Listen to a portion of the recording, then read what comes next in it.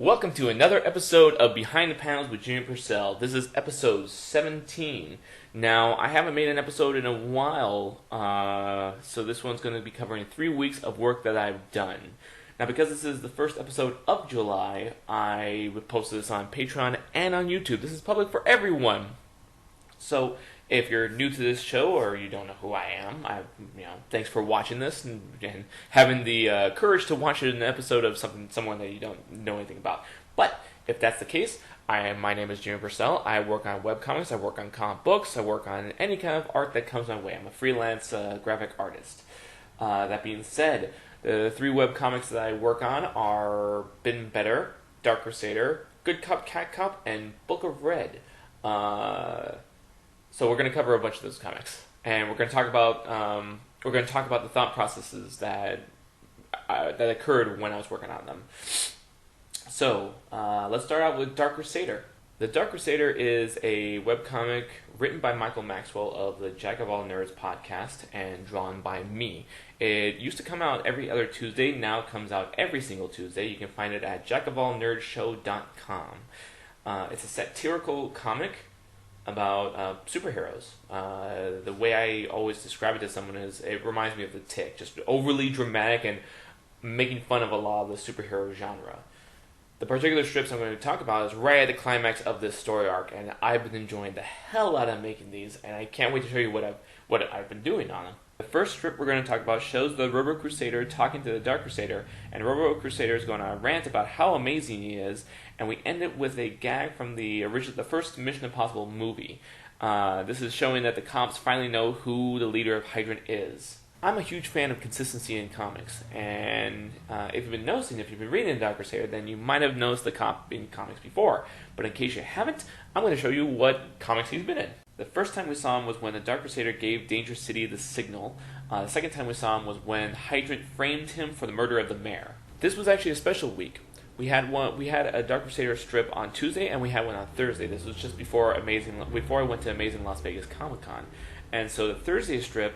Now that the cops know who the leader of Hydrant is, the 2 teams had to have a confrontation: the Hydrant versus DC's team.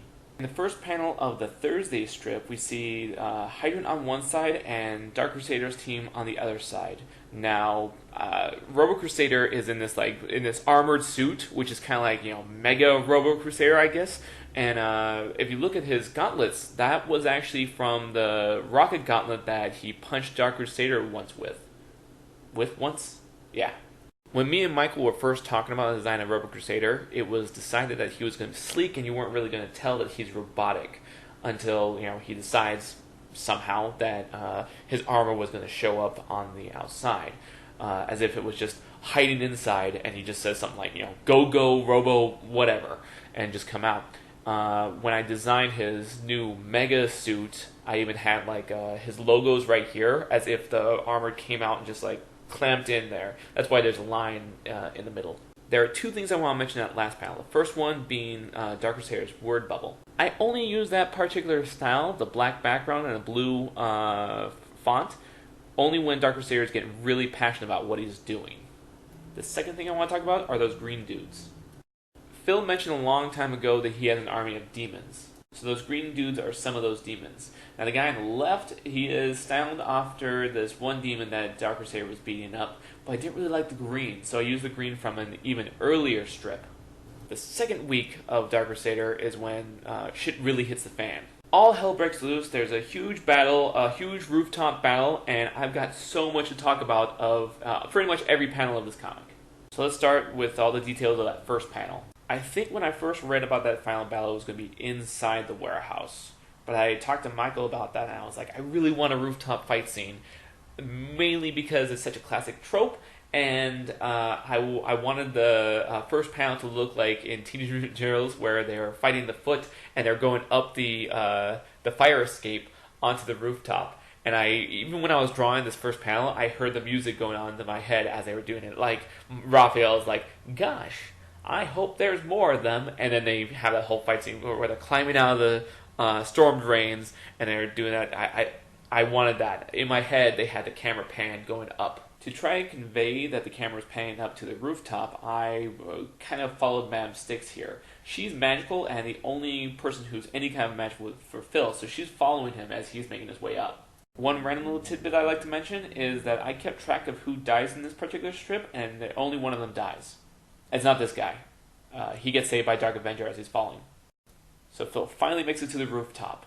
There's, a whole war is going on. Rubber Crusader's getting attacked by demons. Dapper Hazard's back there. We have the controls of the ass cannon. Dark Crusader is fighting off the Questionnaire, Thrill Lizard, and Curtain Call. And Madame Styx is ready to attack Phil. I want the second panel to happen right after the first panel. So if you see here, Curtain Call is right behind Dark Crusader, but in the next panel he just gets kicked right in the face by Dark Crusader. Now there's Madame Styx blasting at Phil as he's stampeding through Dapper Hazard's henchmen. And I know you can't really see that clearly, but there's a henchman right here on the ground. That's the guy who died. The Dark Avenger finally makes it to the top of the roof as well. And I'd like to mention Thrill Lizard right over here.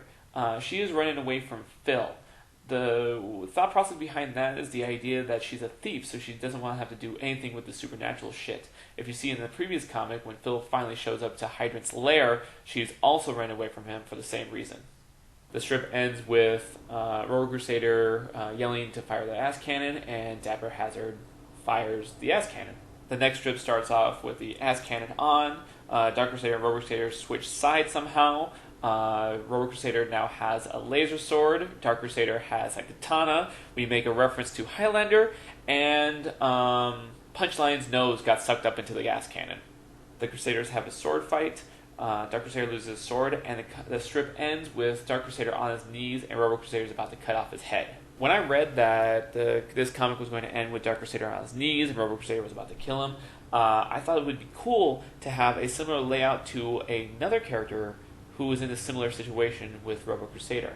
I don't know if Michael had it planned to have these two panels being very similar, but I like how it came out. Alright, so that's it for talking about Dark Crusader, the 3 weeks worth of Dark Crusader comics. Now let's talk about Been Better. Been Better is my semi-autobiographical webcomic. You can find it at beenbettercomic.com. It updates Mondays, sometimes daily. Sometimes daily part, it only, whenever I have the free time. I don't have free time during the summer, so it's only on Mondays. So let's talk about it. The 3 weeks starts off with an ad for my booth for Amazing Las Vegas, which was 413. Now, when I Googled 413 and tried to find a connection, it was, Philippines 413. And so I made a punchline at the end to go with that verse. I actually didn't know which friend to have in that first panel, so I actually went on my Facebook page to find out. I posted, if I say 413, what do you think about? And most of my friends aren't really that religious, so none of them mention the Bible.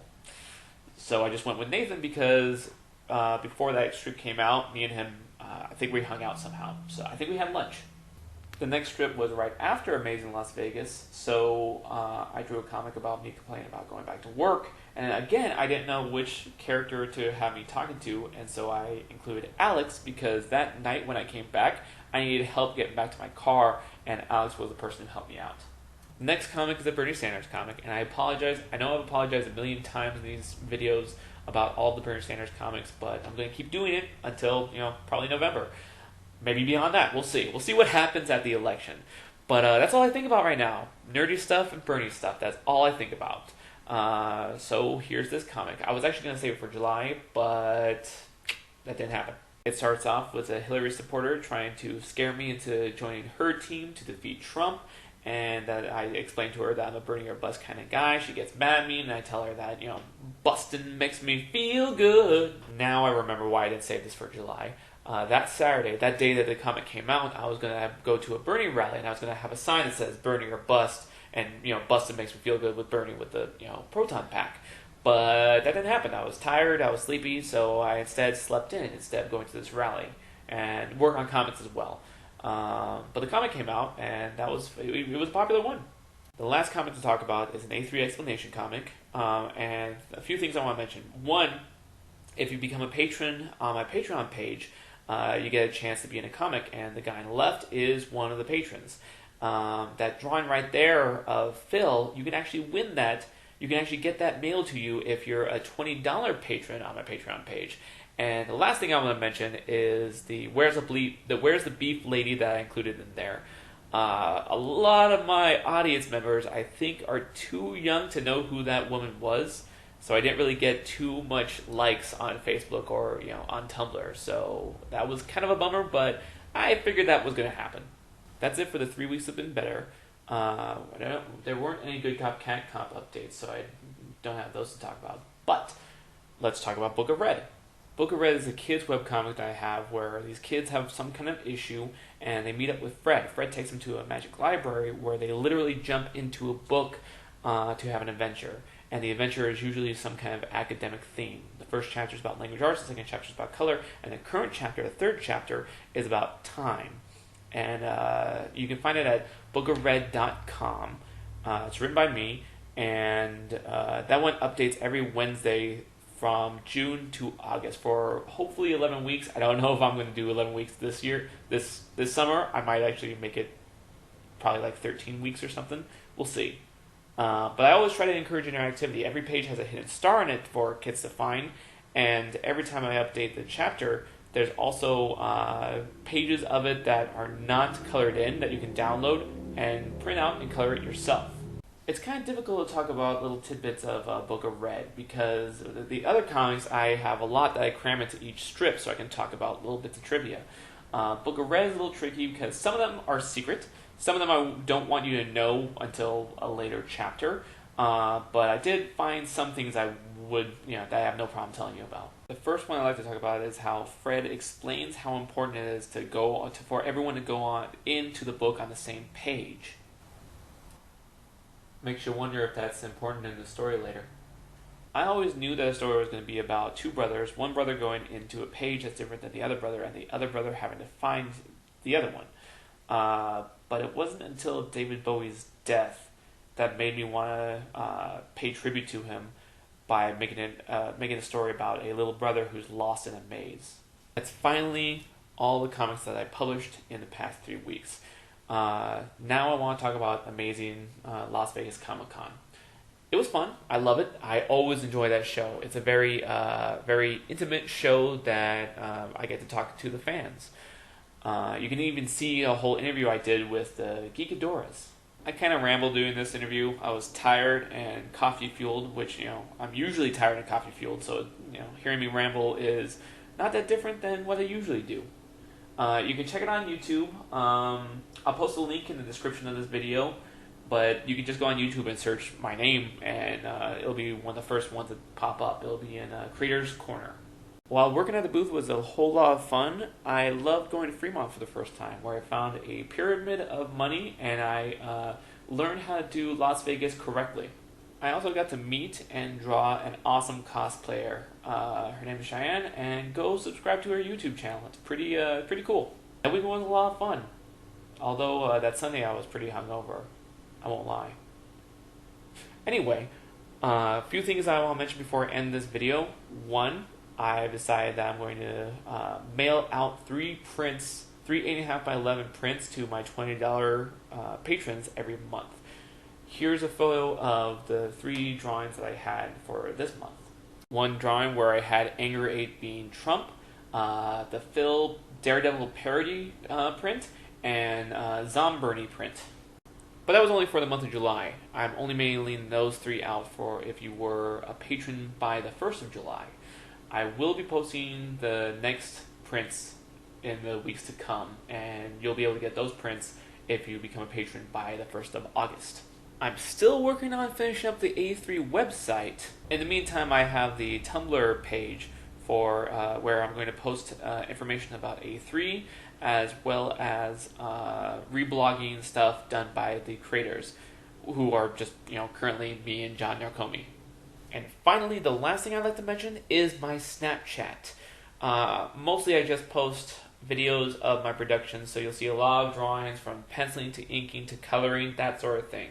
I try to do conventions, but a lot of times I'm talking to potential customers, potential fans too much, so we'll see what happens. I do plan on posting a lot of Snapchat stuff during Comic-Con if I get good service to be able to do it. Well, I'm hoping that works out really well. So here's my Snapchat to scan. That was a long video. That was 3 weeks to cover. Hopefully I can get one done next Sunday. It'll be a lot shorter because it'll be only 1 week. But if not, we'll see what happens. So I'll see you next episode.